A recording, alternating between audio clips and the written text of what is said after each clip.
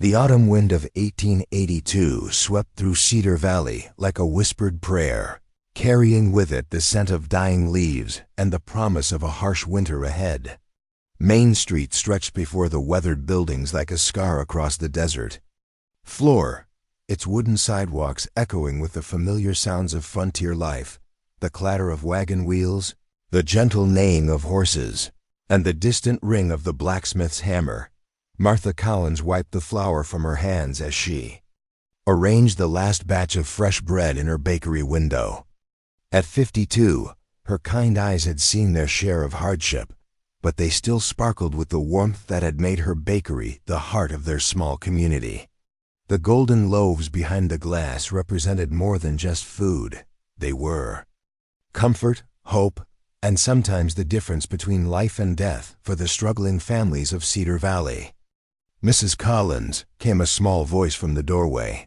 Tommy Patterson, barely 8 years old, stood there with his torn clothes and dirt-smudged face, his stomach audibly growling. The boy had been living on the streets since his parents died of fever 2 months ago, surviving on the kindness of strangers and whatever scraps he could find. "Tommy, sweetheart," Martha said, her voice soft with compassion. "You must be hungry. Here, take this." She wrapped a warm loaf in brown paper and handed it to the boy. "This should last you through tomorrow." Tommy's eyes lit up like stars in the night sky. "Thank you, Mrs. Collins. I promise I'll pay you back someday when I'm grown up and have a job. Don't you worry about that, child. Just promise me you'll stay safe." As Tommy stepped onto the wooden sidewalk, clutching the precious bread against his chest, he didn't notice the figure watching from the shadows between the general store and the saloon. Jake Crow Morrison had been hiding in Cedar Valley for 3 days now, running from a failed bank robbery in the next county. His hollow cheeks and sunken eyes spoke of desperation and hunger that had driven him to consider acts he'd never imagined possible. Jake's stomach cramped painfully as he watched the boy with the bread. He'd been living on nothing but creek water and wild berries for days, and the sight of that golden loaf made his mouth water uncontrollably. His weathered hands trembled as he adjusted his gun belt, the weight of his Colt .45 a familiar comfort in his troubled world. "Just a kid," Jake muttered to himself, his conscience wrestling with his hunger. "But I ain't eaten in 3 days." As Tommy walked past the alley, Jake stepped out of the shadows. His boots made no sound on the dusty ground, a skill learned from years of living outside the law. "Hey, boy," Jake called out, his voice hoarse from thirst and desperation. Tommy turned, his innocent eyes meeting Jake's hardened gaze. "Yes, sir? That bread looks mighty fine. Where'd you get it?" "Mrs. Collins gave it to me, sir. She's real kind." Jake's hand moved instinctively to his gun. "Well, I reckon I need it more than you do, boy. But, sir, this is all I have to eat. I haven't had a proper meal in days. Neither have I, kid. Life ain't fair." Jake's voice grew harder, the desperation overriding any remaining shred of decency. "Hand it over." Tommy clutched the bread tighter, tears beginning to form in his eyes. "Please, mister, I'm so hungry." "So am I." Jake drew his pistol, not pointing it directly at the child, but making his intentions clear. "Don't make this harder than it needs to be." With trembling hands, Tommy extended the wrapped bread toward the bandit. Jake snatched it quickly, the paper crinkling in his desperate grip. "Thank you kindly," Jake said mockingly as he backed away toward his horse. "Nothing personal, boy. Just survival." As Jake mounted his horse and rode toward the hills, Tommy stood alone in the street, his small frame shaking with hunger and betrayal. The sound of his quiet sobbing carried on the wind, reaching the ears of Sheriff Samuel Hayes, who had been making his evening rounds. "Tommy, what's wrong, son?"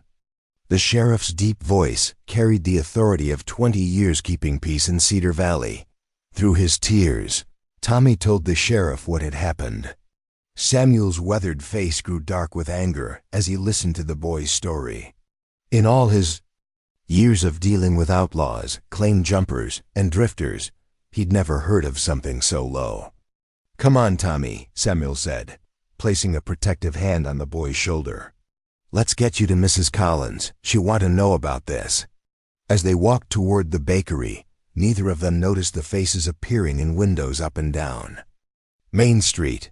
Word traveled fast in a small town, and by the time the sun set behind the mountains, every resident of Cedar Valley knew about the bandit who had stolen bread from a hungry child. The stage was set for a reckoning that would test the very soul of their community. The news of Tommy's ordeal spread through Cedar Valley like wildfire in dry grass. By the time the church bell tolled 8 o'clock, nearly every resident had gathered in the Silver Dollar Saloon, their faces illuminated by the flickering light of oil lamps and their voices rising in a chorus of outrage and disbelief.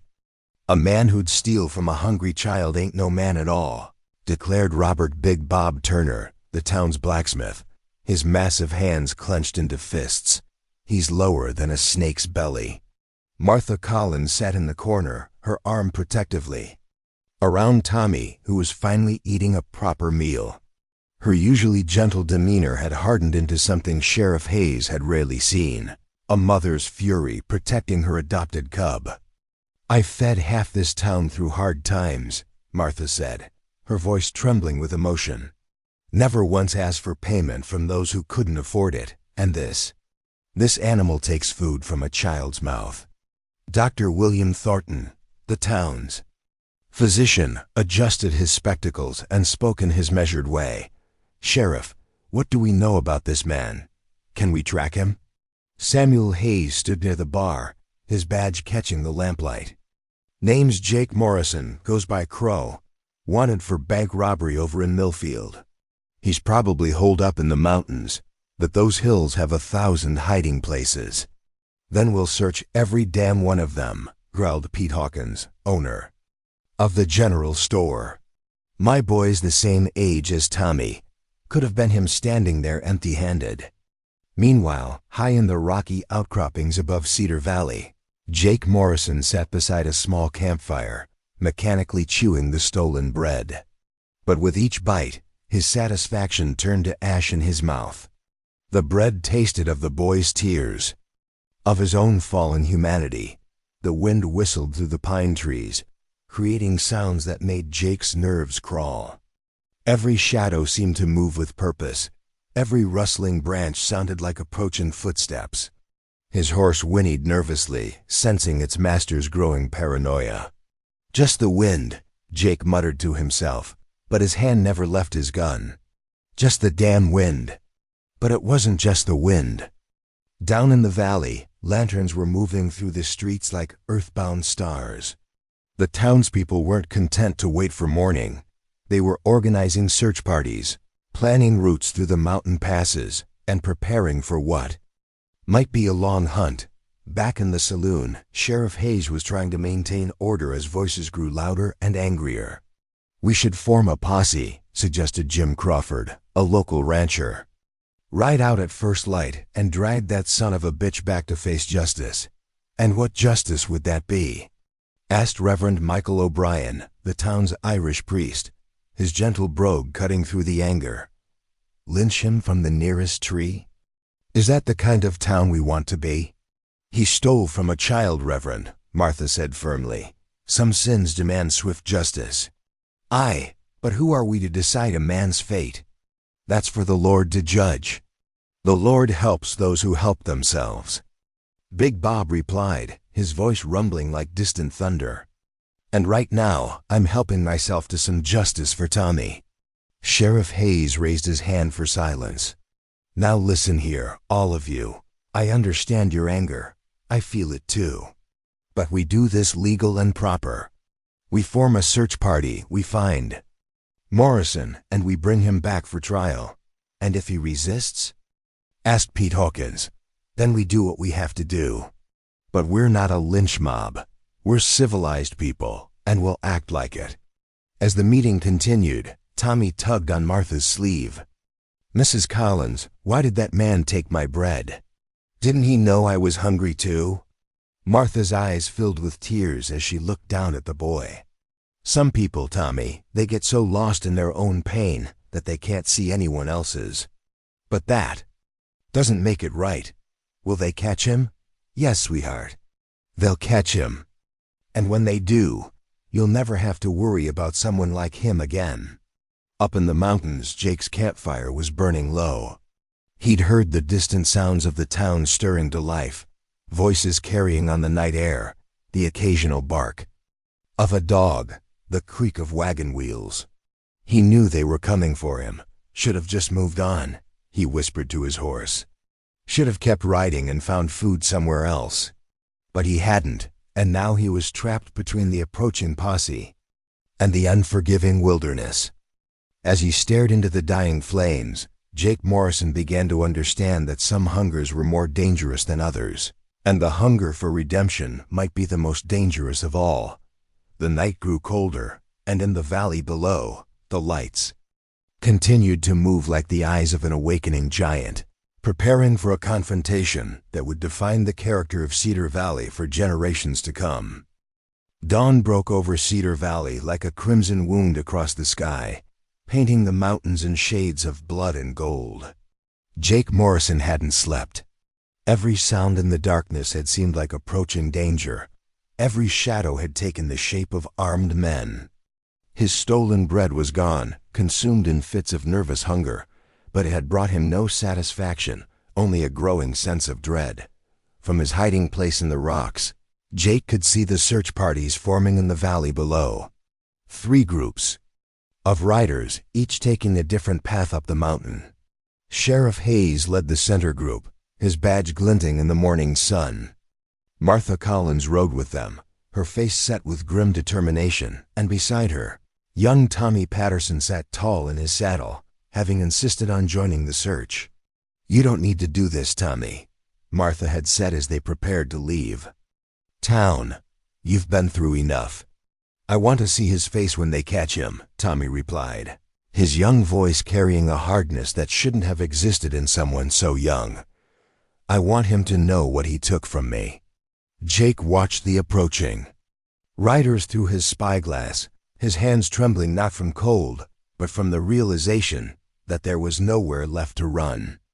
The mountain paths were treacherous, his horse was exhausted, and winter supplies were running low throughout the territory. He'd painted himself into a corner with his desperate act. "Morrison!" Sheriff Hayes's voice echoed off the canyon walls. "We know you're up there. Come down peaceful, and we'll see you get a fair trial." Jake's laugh was bitter as autumn wind. "Fair trial? For stealing bread from a kid? They'll string me up before sunset." He checked his ammunition, 6 bullets in his Colt, 2 in his rifle.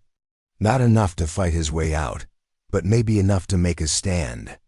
As he considered his options, a memory surfaced. His sister's voice from 20 years ago, reading him Bible verses about redemption and forgiveness. Jake Morrison. This time it was Martha Collins calling out, her voice carrying the authority of righteous anger. "That boy you robbed has more courage in his little finger than you have in your whole body. He's up here with us, wanting to face the man who took everything he had." Those words hit Jake harder than any bullet could have. He peered down at the search party and saw Tommy, sitting straight in his saddle, his small face set with determination. The boy wasn't hiding, he was facing his fear head on. "What kind of man am I?" Jake whispered to himself, the question echoing in the canyon of his conscience. The search parties were closing in now, their voices growing louder as they communicated across the rocky terrain. Jake had minutes, maybe less, before they found his hiding spot. He thought about his options: fight and likely die, run and definitely be caught, or hold your fire. Jake called out, his voice cracking with emotion. "I'm coming down." Sheriff Hayes held up his hand, signaling his men to wait. "Show yourself, Morrison. Hands where we can see them." Jake emerged from behind the rocks, his hands raised high, his weapons left behind. As he walked down the rocky slope, he could feel the weight of their stares, angry, disappointed, but also curious. Why was he surrendering?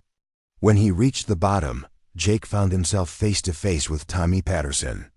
The boy looked even smaller up close, his clothes still patched and worn, his face bearing the marks of too many hard nights. But his eyes held a strength that shamed the grown man before him. "Why?" Tommy asked simply. Jake knelt down, bringing himself to the boy's eye level. "Because I was hungry, and I was scared, and I forgot that there's things more important than my own belly." "I was hungry too," Tommy said quietly. "I know, son, I know." Jake's voice was barely a whisper. "And I'm sorry. Sorrier than I've ever been about anything in my whole miserable life." Sheriff Hayes stepped forward, his hand on his gun. "Jake Morrison, you're under arrest for armed robbery and theft." "You have the right to, Sheriff," Jake interrupted, never taking his eyes off Tommy. "Before you take me in, I need to ask something of this boy." He reached into his pocket slowly, producing a small leather pouch. "This is all the money I have left, about $20. I want Tommy to have it." "I don't want your money," Tommy said, but his voice was softer now. "It ain't about what you want, son. It's about what's right. I took something from you, and I need to try to make it right." Jake held out the pouch. "Use it to buy yourself some proper clothes, some good meals. Maybe even some books. You look like a smart kid." Tommy looked at Martha, who nodded encouragingly. With hesitant hands, he took the pouch. "There's something else," Jake continued. "I'm going to jail, probably for a long time. But when I get out, if I get out, I want to come back here and work. Work honest, work hard. Maybe help Mrs. Collins in her bakery, or work for the sheriff. I want to try to become the kind of man who'd give bread to a hungry child instead of taking it away."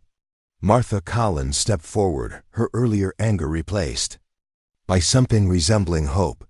"You'd do that? Really?" "Yes, ma'am, I give you my word. Whatever that's worth from a man like me." Sheriff Hayes cuffed Jake's hands behind his back, but his voice was gentler than before. "Jake Morrison, you're still under arrest. But I'll make sure the judge knows you came down peaceful and tried to make amends." As they prepared to ride back to town, Tommy approached Jake one more time. "Mr. Morrison?" "Yes, son?" "When you get out of jail, I'll be grown up by then. Maybe I'll have a job at the bakery too. Maybe we can work together." Jake's eyes filled with tears, the first honest tears he'd shed in years. "I'd like that, Tommy. I'd like that very much." The procession made its way down the mountain as the sun climbed higher, casting long shadows across Cedar Valley. The story of Jake Morrison's surrender would be told for generations, not as a tale of a bandit's capture, but as a testament to the power of a child's forgiveness and a community's strength. In the months that followed, Jake was sentenced to 3 years in the territorial prison. Tommy Patterson, with his newfound money and Martha Collins's continued care, grew into a fine young man. And when Jake Morrison finally returned to Cedar Valley, he found a job waiting for him at the bakery, just as he'd promised. Sometimes, the greatest victories come not from fighting, but from surrendering to what's right. And sometimes the smallest acts of kindness can change the entire course of a man's life.